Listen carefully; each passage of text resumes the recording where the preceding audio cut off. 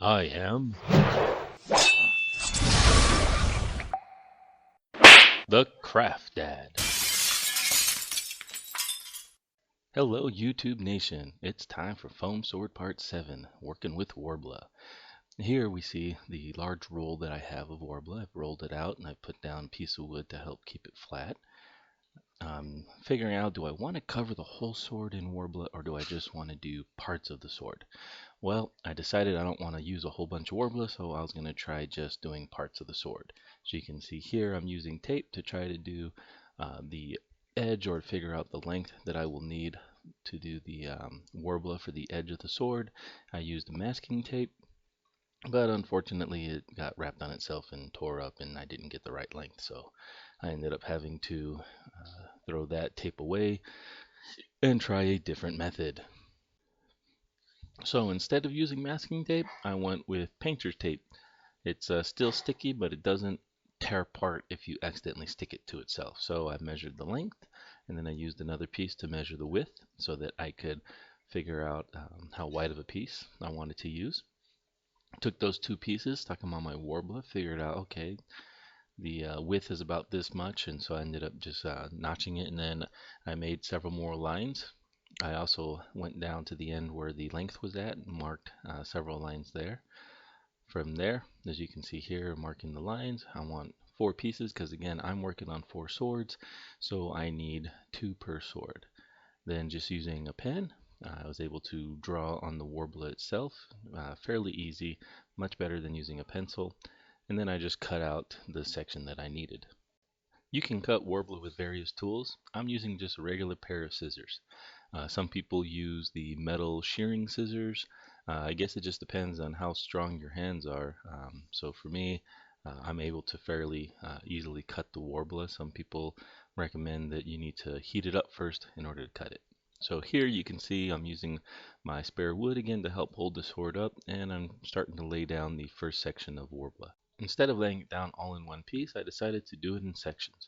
This is because I didn't want to get a whole lot of wrinkles in the Worbla that I'd have to deal with.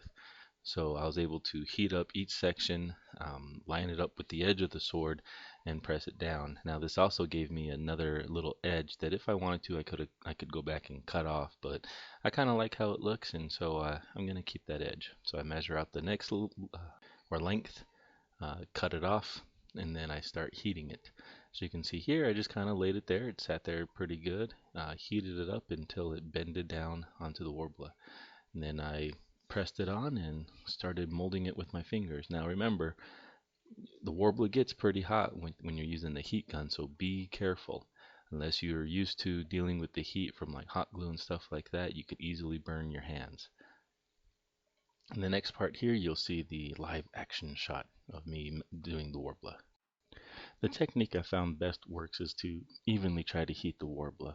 So I moved back and forth heating the Worbla, and it already dipped down onto the foam here. And as you can see, as I continue to heat it, it starts to droop more and more, but that also means it's getting hotter and hotter. I probably could have stopped sooner and worked with it, but I decided, I wanted it nice and droopy and malleable. So once I did that, as you can see, I'm just tapping it very lightly until it cools off enough till I can really just kind of hold it and work it in there. Now remember, the great thing with Worbla is you can heat and reheat. So if you don't heat it up enough and you heat it to just the point where you can start working with it, but it cools off, then you can always reheat it. One of the things that I found is if you don't heat it up enough to a point where the Worbla itself starts to turn kind of like a bubbly white, it won't adhere as good to the foam. You need to get it really hot so that you can press down on it and really get it to stick to the foam, and it sticks really good to the foam as well to itself. And while it's in this really malleable state, it will stick really good to wood as well. So if you're trying to use a wood tool or something to roll it out or to help push it down, be careful because it may just stick to your tool instead of the foam. So you can see here I heat it up. It gives you plenty of time to work with it. Now doing the front part here, and again I'm just going to lay it down. Now this time, because it's at an angle and it's not going to want to balance very well, I'm just going to end up having to hold it with my hands. So being careful and not trying to burn my hands with the heat gun because it is very hot. I start off at the bottom side to try to get it to bend over and kind of grip the foam while still trying to provide some heat up at the top. And I angle the heat gun so most of the heat is blasted away from my hand and not on my hand. And as you can see, it gets to a point where it'll stay there itself, and then I just continue heating it. Now, like I said, I'm doing this section by section, edge by edge, and I'm using where the sharp edges of the Worbla is, or the sword is supposed to be in order to uh, meld the Worbla together so it's not so noticeable for the seam. As you can see here, I can pick it up, readjust the edge to get it to line up, and and it bends nicely, so I can bend it around the corner of the Worbla. It doesn't look like it's messed up or folded over on itself. And then once I get the alignment right, and it's just pushing it down and getting it to stick to the foam. Now remember, you can also use other methods to heat up the Worbla. You can use a hair dryer. You can also use, some people use like the heat from like a blowtorch or something, but that kind of is wasteful for the fuel and stuff it takes to heat the blowtorch. Heat gun is really nice, especially an adjustable one. I could probably go with a much lower heat than I'm using right now, but I'm using just the second level of heat because I want to heat it up fairly quickly. I don't want to spend a whole bunch of time trying to heat it. See, and again, this video is all real time right now, so you can see how much time I take to heat it up. Once it's been heated, it's really easy to reheat it while it still retains that base heat. And so I just quickly do some reheating, heat up the other edge, and press it together to get my the edge there together, and eventually I'll clip them off. Now, when clipping them off, I use wire cutters. I like to use the little tiny wire cutters because it gives me a nice short, sharp edge that I can easily tell. Scissors are a little harder because it's just the way the scissors are made. So using wire cutters works really well for me. Working with Worbla is really easy, as I pointed out in the Worbla test that I did. It just takes time to cut it out, and as you can see here, you can do some nice accent work with the Worbla instead of covering everything. So next I started working on part of the detail, and this is going to go over that LED that's in the middle of the sword. And so it's an overlapping piece, so I kind of figured out what overlaps what, and I did my base template. Again, I printed that off from the template making thing tutorial that I did, so that I could have a spare piece here. So I cut out the first part and figured out, along the edges where I want the foam or the Worbla to connect at, and then using the template again, cut out the other pieces that are needed. As you can see here, Mrs. Craft Dad is helping me out, getting some practice in and cutting and making stuff. And it's always good to do this with friends. So you can see here I've taped them together so I have the whole piece, and then I've got the first part of the Worbla. And I cut it to exactly the same size as the foam because I'm just laying it on top and going to heat it up. And it's okay if it overlaps a little. You can always heat the Worbla up and press it back against itself. And the Worbla sticks fairly well. Again, you just heat it up enough. Not so much that you burn the foam, because if you burn the foam, it may curl up and shrink up on you. So you want to heat the Worbla up, using the back and forth fanning method until it gets hot enough. Here you can see I'm just using the tools that I have to get the Worbla in the right place. I cut the other piece and I'm molding it into it now so that I get the overlapping effect. I use the foam because I want this to look thicker. If you do this in just straight Worbla, you'll get that overlapping effect, but it just doesn't look as thick to me as I would like it. So I'm using the foamies here. These are the little craft foams that you can get from your craft store. Now I'm heating that up and bending it over a glue stick because I want the light to shine underneath it, the LED light that I have set up. And so just heating it up lightly, bending it over, and then just letting it lay there for a few minutes and it will retain its shape. That's one of the things that's really neat about Worbla is it's quick to work with, easy to work with. As you can see here, I've got that little arch I want. So next is putting the Worbla piece that I made on the actual sword. And since I'm not using the Worbla on both sides, doing the sandwich method that people talk about, Instead, I'm just going to hot glue down the Worbla or the foam bottom side on the sword where I want it, using the small glue sticks, the glue gun that I have with the extended nozzle, which comes in really nice because I can put small amounts where I need it. And here I am, I'm hitting the different corners just to get it to stay. And it's just, you just need a small amount. And there we go. I've got that one LED covered. It looks nice. You can't tell it's there. And of course, test your LEDs. Test, test, and retest. You always want to make sure that you didn't mess something up or cut a wire. So here I've done it on both swords on both sides. As you can see my nice happy smile, my accomplishment. So next is trying to do the other detail. And there's various ways you can do this. And so I decided I was going to do it piece by piece. And so again, I measured it out with the tick marks. And this time, instead of hand cutting the lines, I decided I was going to use my cutting board or paper cutter or whatever you call this. So using that, I was able to get some nice straight, even strips out, which I then started to measure out on the template that I have to figure out about the size and length that I want. Now I probably should have done it on the sword itself because everything doesn't come out exactly as the template does, because the template's a 3D template that's printed 2D, so it's hard to tell the exact widths and stuff. Plus, as you build things, you don't get things exactly the way the template is. And so here I'm trying to cut out, I want a fatter base part for one of the parts, and so I'm doing the same thing with the foam, doing the one layer of foam, and then I'm going to do one layer of Worbla on top. So here I'm just kind of cutting it and measuring it and seeing how it goes and see if it fits the template the way I like it. And so it's just snip a little off, check it, snip a little more, check it, until I'm satisfied with what I have.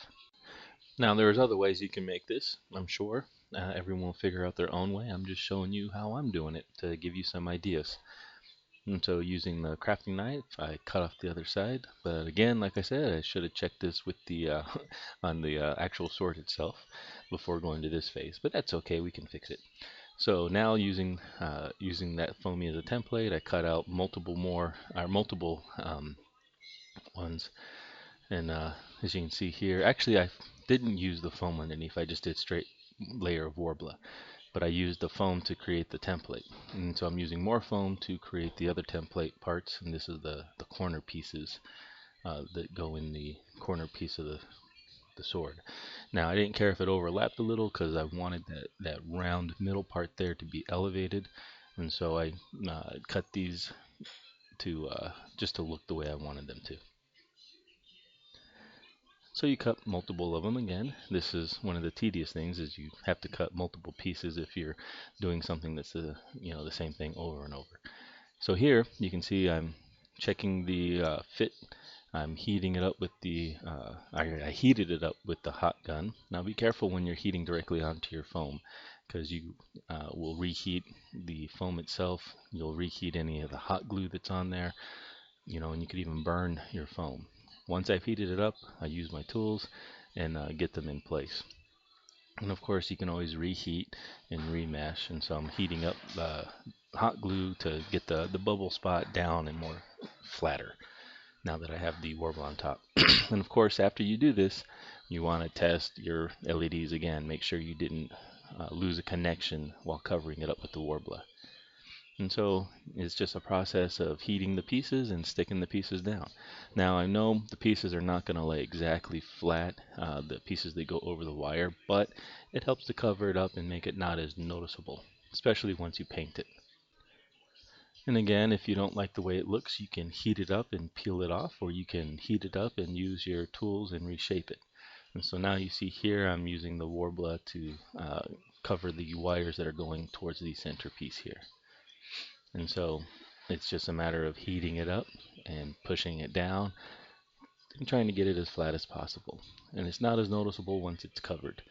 And once you get it painted, there'll be so much other things going on that people won't really focus on, hey, what are these little bumps here? Now again, if you don't want to heat the whole piece up itself, you can heat the tool itself. And the tool will retain enough heat, and the Worbla, if it's already been heated, will become malleable where the tool's at. So it's another way to do it if you don't want to, if you're working with a very delicate piece and you don't want to damage the actual piece you're working on. Now with the Worbla, when it's in smaller pieces, it flies around a lot, so I use the tool to hold it down. So you can see here I'm covering it, and you can see the bumps from the different parts on there and stuff, but once it gets painted, it becomes harder to see those bumps. So next I'm doing more of the accent work. In this piece I did two edges and heated it up and stuck them together. You can see the white edge there in the middle. And it's really easy to do, so you can combine pieces of Worbla like I've shown before in the video. Here's a close-up of two other pieces I combined. You can heat it up and rub it back and forth with your finger to get the line to disappear more, but I wasn't too overly concerned with that.